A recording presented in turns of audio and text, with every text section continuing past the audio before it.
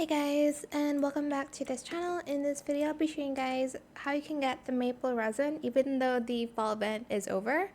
So they actually added a fall merchant now to the traveling merchant. So here you can purchase seed packs and fall eggs and etc. that they have.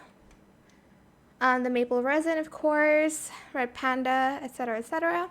So if you didn't get to get any of these, the fall merchant will travel. Well, it depends on the time and stuff like that. But yeah, that is pretty much it really. I hope it was helpful for you guys.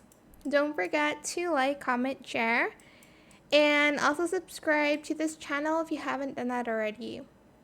If you have any more questions about this video, just leave it in the comment section down below.